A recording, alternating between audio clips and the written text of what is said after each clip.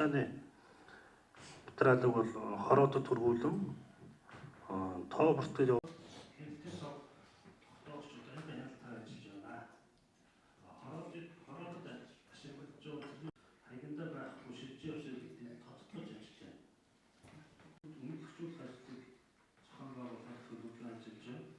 нийслэлийн засаг даргын захирамжийн дагуу цэргийн бүртгэлийг нийслэлийн хэмжээнд 2019 оны 1-р сарын 4-өөс 1-р сарын 21-ний өдрүүдэд зохион байгуулж байна.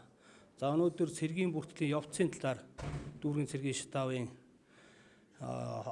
дарга нар болон холбогдох хадмын шатнуудтай мэдээлэл хийж байна. За өнөөдөр нийслэлийн хэмжээнд цэргийн бүртгэл 53% явагдаж байна. За үлдсэн хугацаа 7 хоногийн хугацаа үлдсэн байна. Энэ хугацаанд иргэдийг бас бүртгүүлэг амжиж цэргийнхаа бүртгүүлж иргэний цэргээ үүргээ биелүүлэхийг уриалж байна.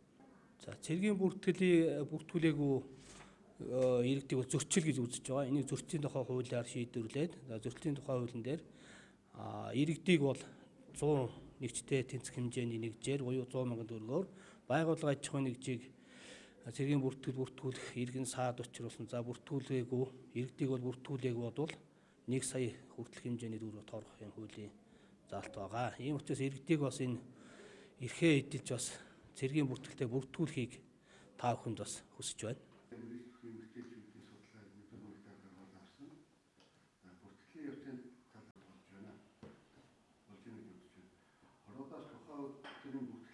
Цэргийн бүртгэл элхэр улсын бүртгэлийн явцын талаар илтгэж байна.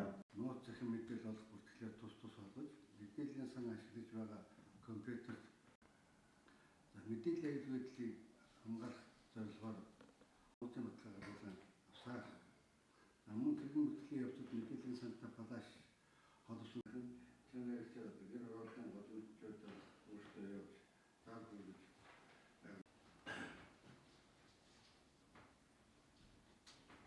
таарх